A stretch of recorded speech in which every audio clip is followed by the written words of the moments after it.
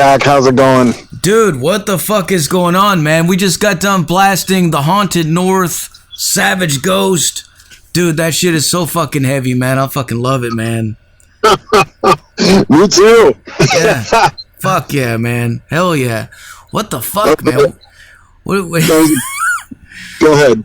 No, I mean, fuck it, man. Well, you guys are live right now on the show, man. So tell us what's going on in the world of the Haunted North, dude. What have you guys been up to, man? Besides making fucking insane, crunchy fucking riffs, dude.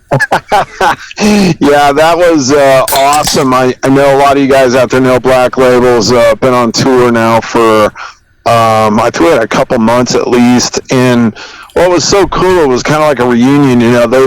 I mean, Jeff did the last two singles, The Beast and Bleed, he was on, but JD jumped in. These guys literally did their tracks and then jumped on a plane to LA to start rehearsing with Zach. So yeah, it was just super cool because they did our debut album. You know, we spent about a year making that. And then to have them both on this last single, it's just, you know, it is smash your head, and it's like a freaking hammer, isn't it? Hell yeah, man. I love it. But what we're doing, well, we're getting ready to play some live shows, probably out in South Dakota in the Sturgis area over the summer. At least that's the goal. And we're just, you know, rehearsing, getting ready to rock and roll out live a little bit, see what happens.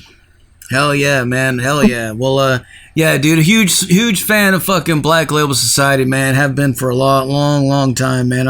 I'm looking forward to, I already got tickets to go see them at the Ryman here in a couple weeks when they come through, so. Nice. Yeah, it's going to be great, man. Fucking, I saw Zach Sabbath on the last run in Memphis, too, which is really cool, too.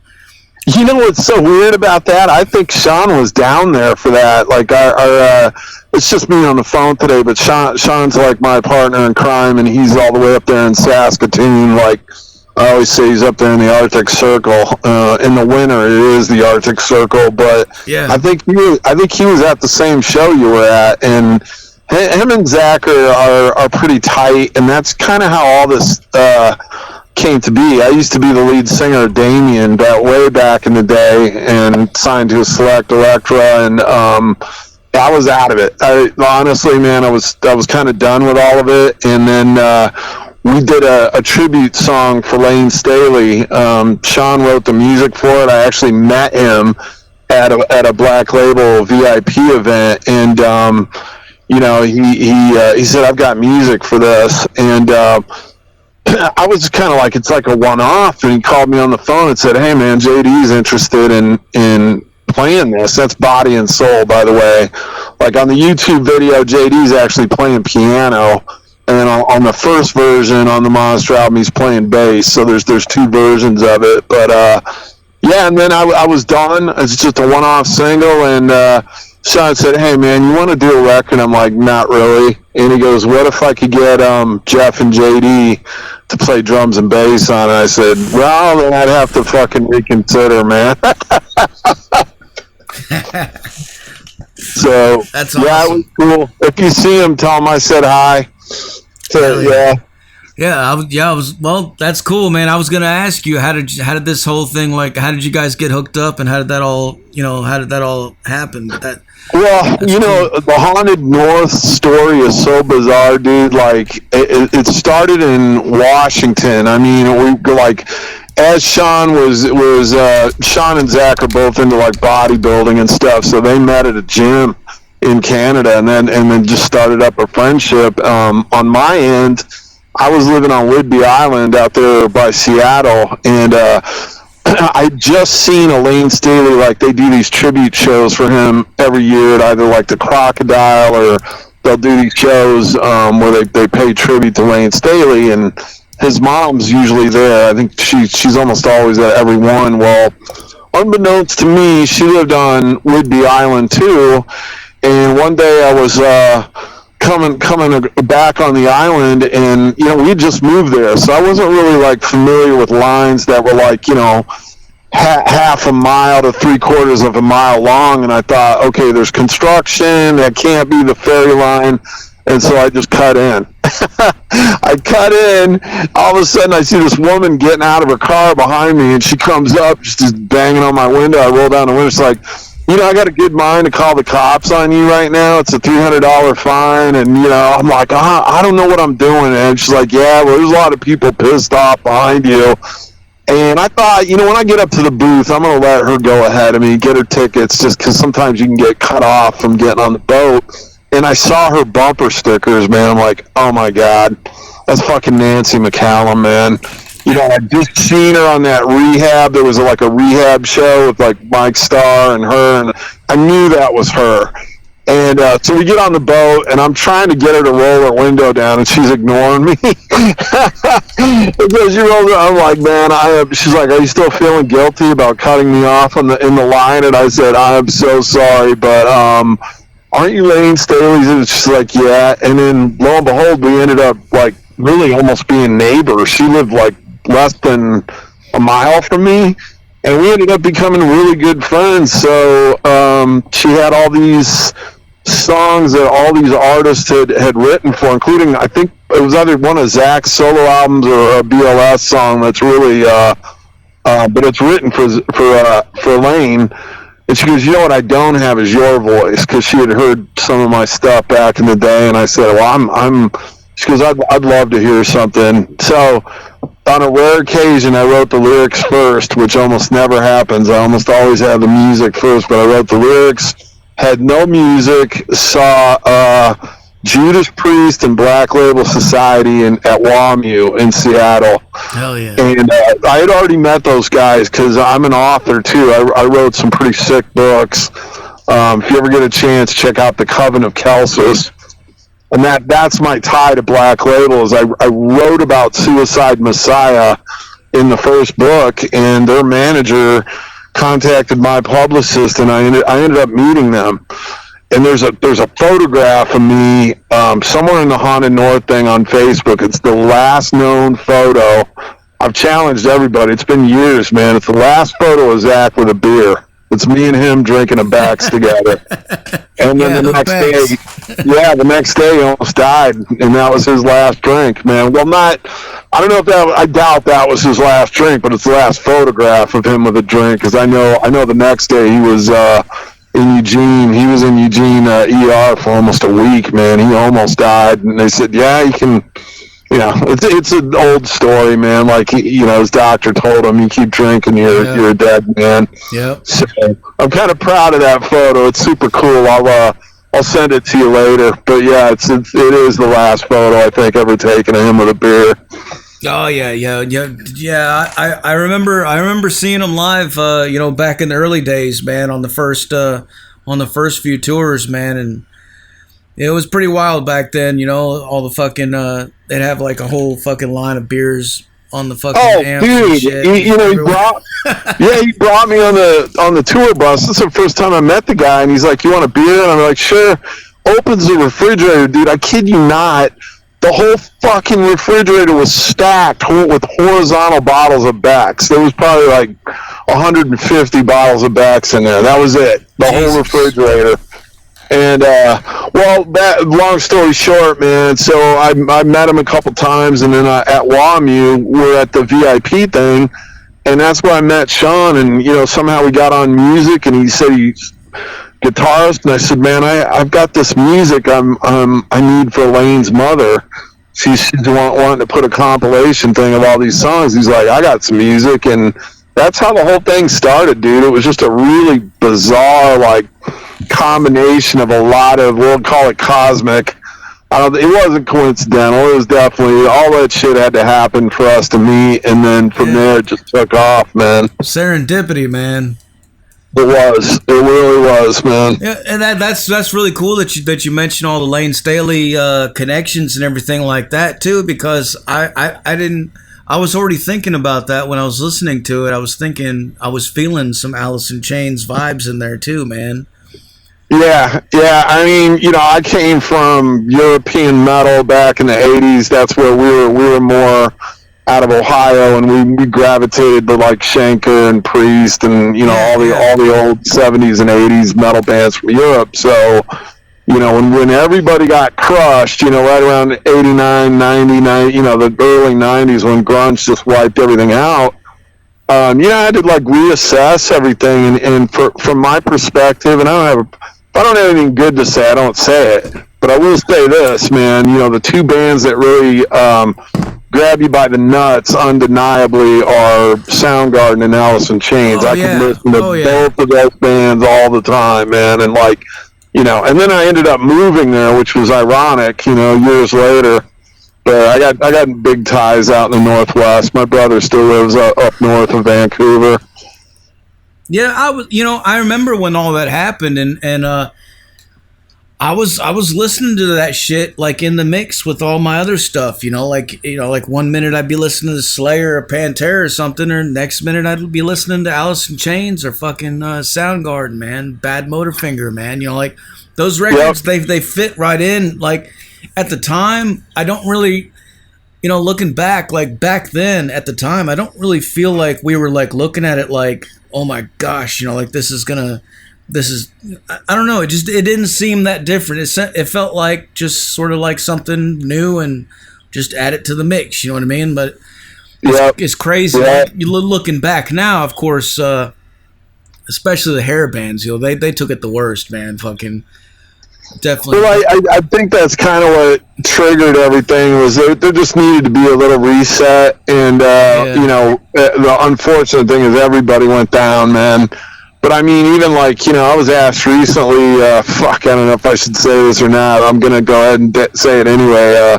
Because I really wasn't on that side of the world. Everything we were doing was either East Coast or Europe. So LA wasn't really, there for us, man. We just, it wasn't a hate thing or dissing anybody. It just wasn't our scene, man. But, one of the things I do remember is sitting in New York City. I was on the 22nd floor of Select Records, and our A&R woman came in and she said, "This is what's happened." This was in late '89. She played literally a cassette tape for me and said, "This is the new thing." And she's like, "What do you think?" She played me one song, and I looked at it, I go, "I think that might be the worst shit I've ever heard, man." And I go, in fairness to them, I go, they couldn't tune their guitars, or they believe in just taking them out of the case and rocking and rolling. I'm like, that's terrible. That's a demo tape. You got to tune your guitar. I mean, you can take them out of the case. You got to tune them, man. You know what I mean? Like, and she goes, "Well, that's it." And I go, "Who is it?" And it literally, dude, I kid you not, this was a garage demo tape from Nirvana. Hell yeah. In late '89, and later on, people are asking me, about LA and stuff, because I never talked about it. And they said, "What's your favorite Motley Crue album?" And I said, "The one with John Corabi." You know what I'm talking about, man? Yeah. Hooligan's Holiday. And I just. Fuck, man. I saw Metallica and opening for Wasp way back in like '85. Yeah. And actually sat on the bus with Cliff Burton, smoking one with them.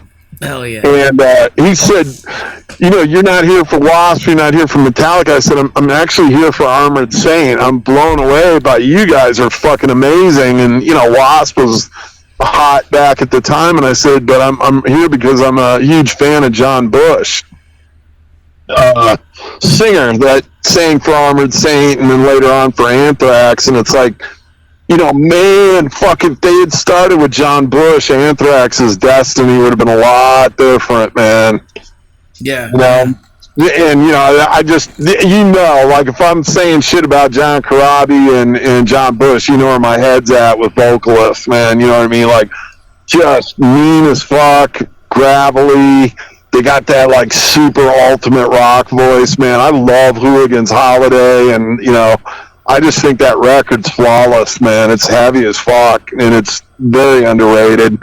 And nothing against Vince Neil either. I opened for him back in 2012 with Damien. I had a show with him, and it was fine, man. Everybody's got their preferences, right? Well, yeah. It's funny that you're mentioning all that too, because I was just thinking, for me, when I was a little kid in the mid 80s, what I was getting, like my gateway into metal and hard rock was it was the Motley Crue's, Twisted Sister, and all that kind of shit. You know, like that's what was on the radio. That's what was on Headbangers Ball. And that was all I had, you know, at the time. So that's what I knew. But I remember when Metallica fucking came on with that Video for One, that changed the game for me. And I was thinking, you know, more than grunge, like actually I think Metallica fucking destroyed it, because after that, like, I'm not going to say that I quit listening to all that other stuff, but like I definitely gravitated towards that big time. Like that's when I just started looking towards, you know, okay, well then what does Slayer sound like? What is fucking Testament? What is the Sepultura shit? And I just started going down that rabbit hole, and I was just in a whole new world, and it was like thrash and death metal, and then, you know, just heavier and heavier, and like, so, but at the same time was when fucking shit like what you're saying, you know, like Alice in Chains and stuff like that was coming out too, but it was all darker, it was all heavier, and it was just leaning more towards, I guess, you know, not everything's a party, you know, like let's focus on fucking just death and destruction and fucking, you know what I mean? You're right. Shit, you know? That's Staff and Ghost and Bleed, you know, those are Haunted North songs. I don't, you know, I can't, you know, I don't know how much you followed us or what, but I've, you know, I haven't written a love song since, I don't know, 90s, mid 90s, probably the last one I ever wrote. And I just said on some social media, they're like, well, what about that? I said, if I'm writing a love song, you're either a child of mine or you're dead. I just don't do it, right? And it's the same thing with like hate and revenge, and then, you know, finally it settles down into just being authentic. I think in the end, people know when you're, you know, I guess bullshit, you know, like some producer comes in and just jots down some words, here, sing this, as opposed to, man, I really felt that, you know what I mean? And people that are fans that can actually listen to music and they feel it in their gut, they know that musician was authentic. And the same thing live. It's even worse live, or better live, because you can't really lie when you're singing. Like, you could have two singers who are technically exactly the same. Like, absolutely. And the one guy is reading sheet music and the lyrics, and he's doing the same job, same tone, same everything, whereas the other guy lived it.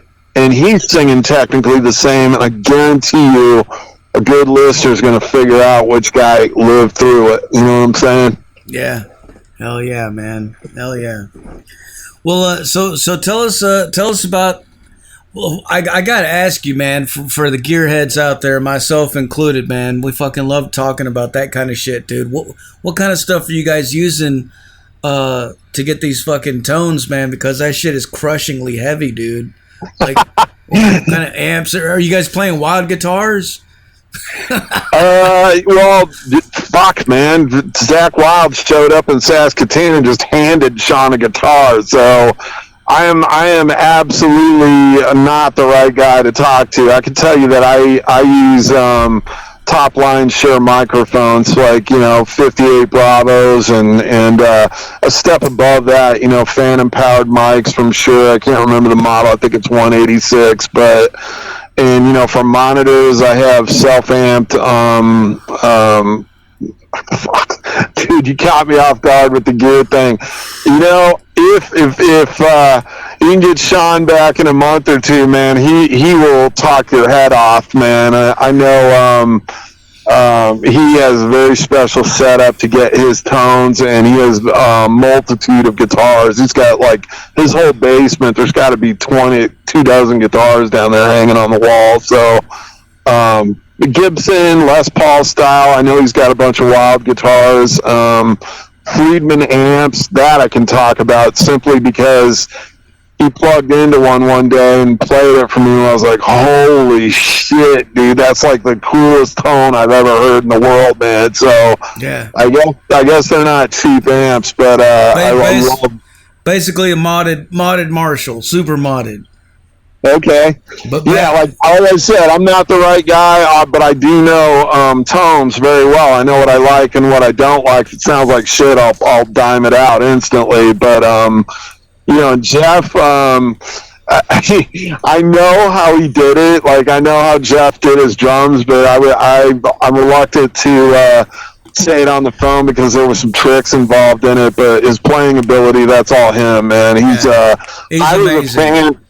Yeah, I was a fan of Jeff's like long before I ever worked with him, man. He's played with In This Moment and Filter and fucking Nikki 6 a.m. Jeff's he's an A-list drummer, man, and he is, dude. I had him on the show not too long ago, and we talked pretty good, man. He's fucking cool, dude, man, and just real down to earth, but like a hell of a fucking drummer, man.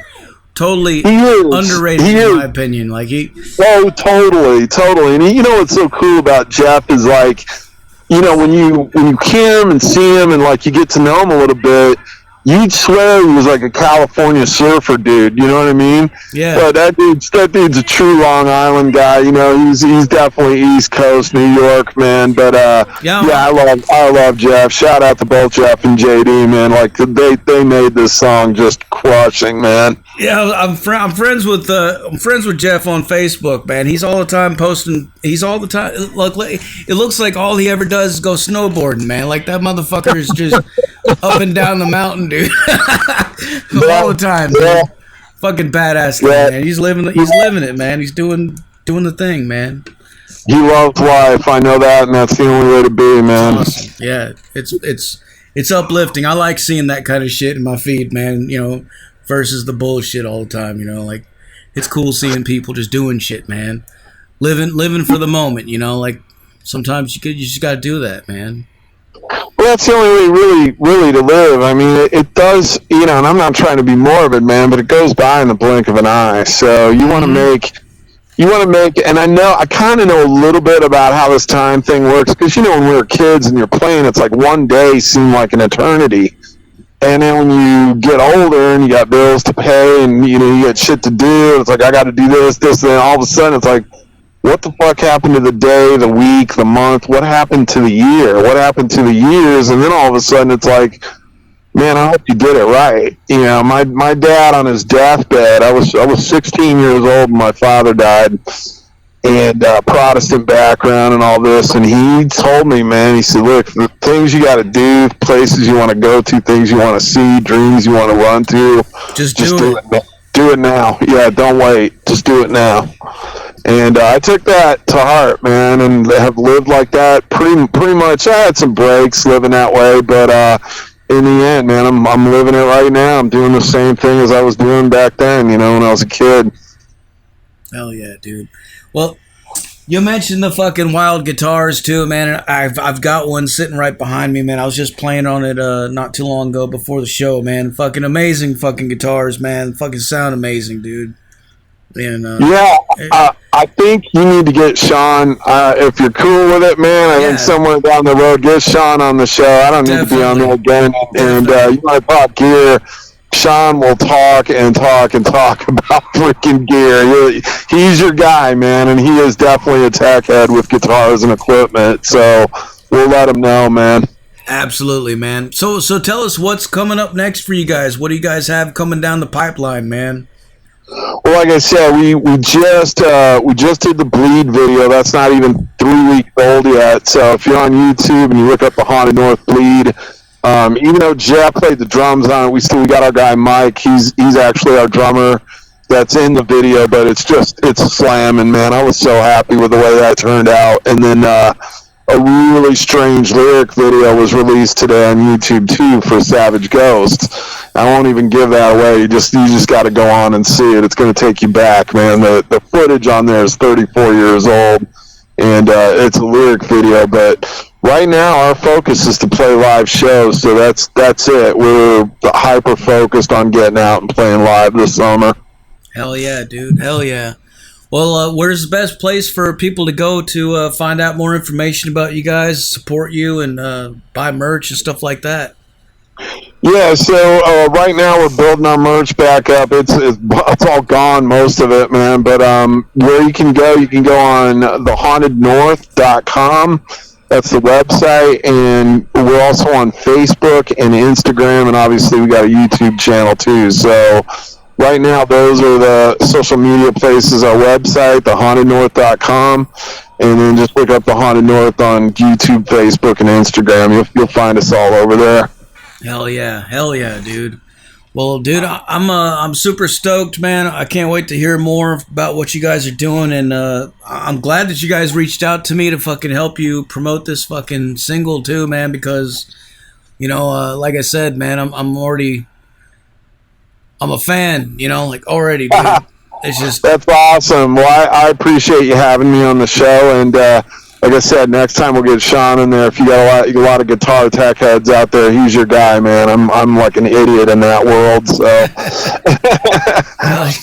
hell yeah. Well, is looking back on your career so far, man, is there anything, any standout moments, anything that you remember, like some crazy shit that you've seen go down, or something that, like some stories that maybe not everybody knows about, you want to tell us?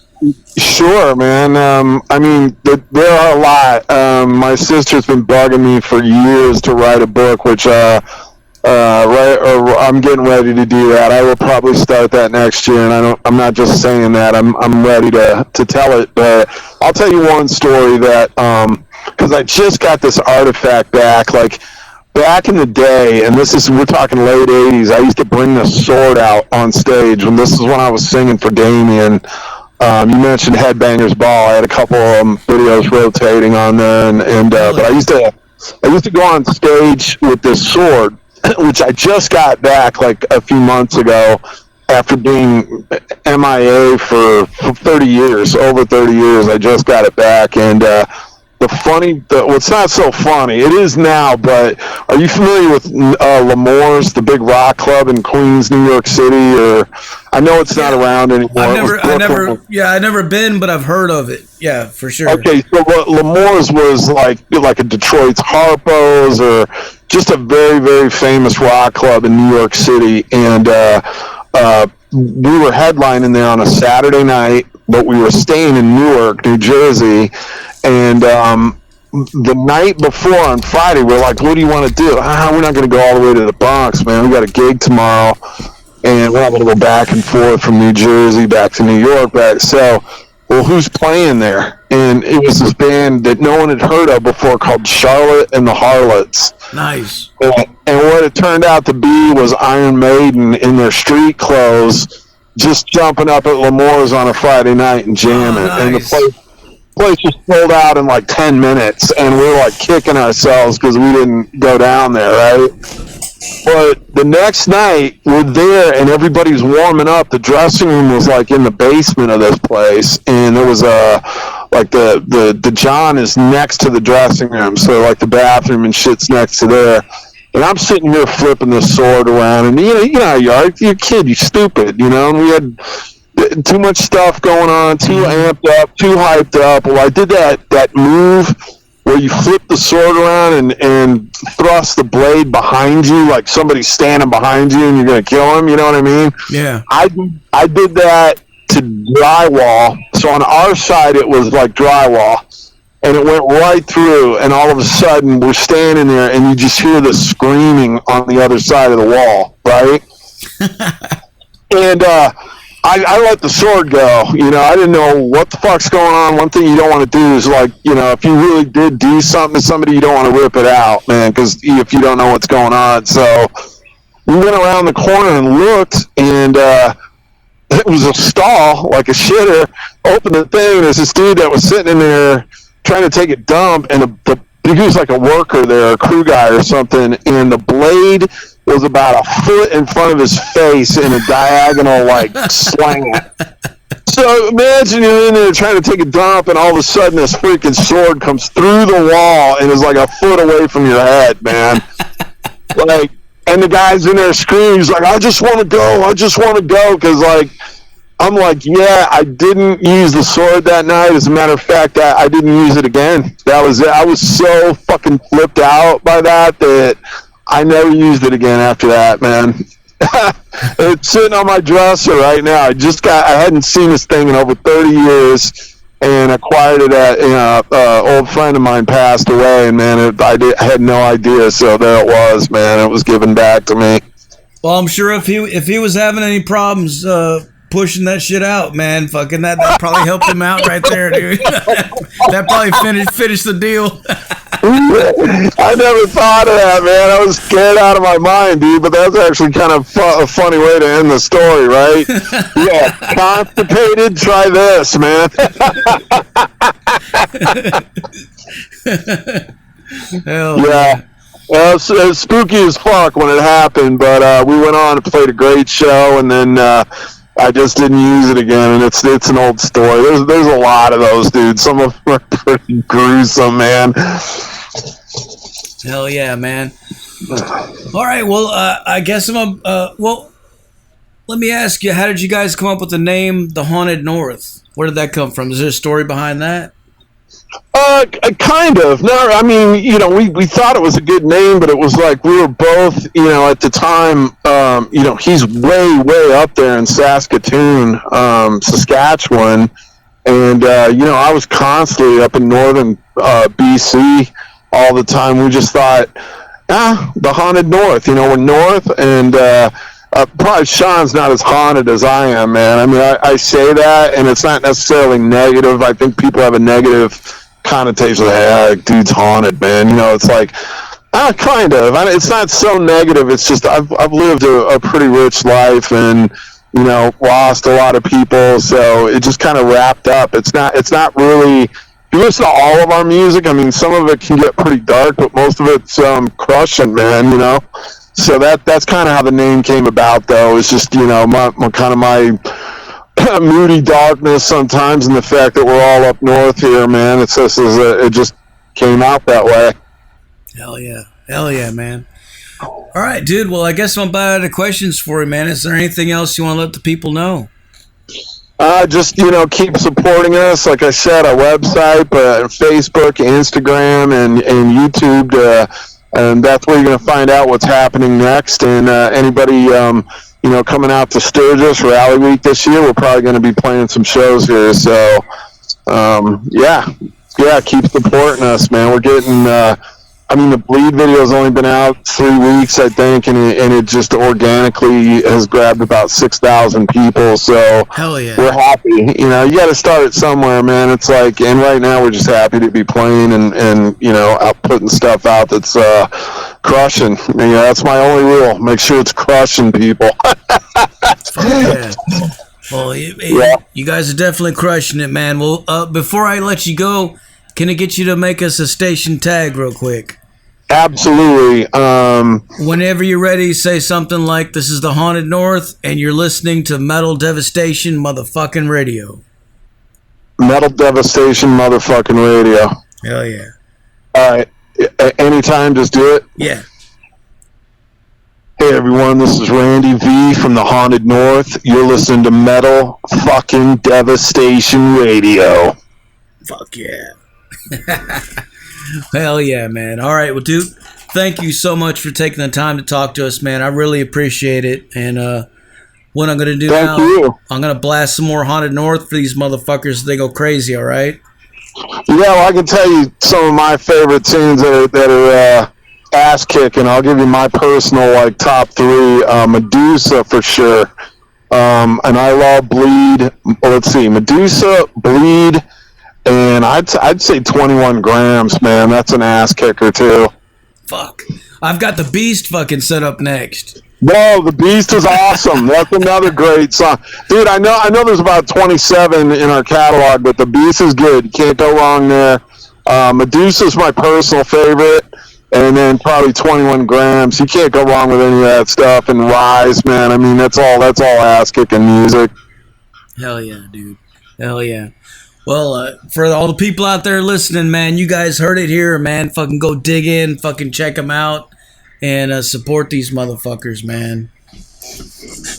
Thanks, Zach. I appreciate it. Let's stay in touch. Dude, you're welcome. Thank you, man. And, we will definitely stay in touch, and definitely talk to Sean, man. Would love to get him on the show as well at some point, man, and we'll do it again, dude. Absolutely, man. You have yourself a good night, and big shout out to all your followers out there. Thanks for listening and supporting us. Major appreciation. Hell yeah, brother. Well, you have a good night, and thank you again, man. You too. We'll talk soon. Later. There you have it, folks. The Haunted North live on the Zach Moonshine Show with Metal Devastation motherfucking radio. Like I said earlier, put your speakers in your windows, put them in your front lawns, put them in your neighbor's driveway. Do whatever you got to do, man. If you don't see U-Haul trucks every fucking where tomorrow, what the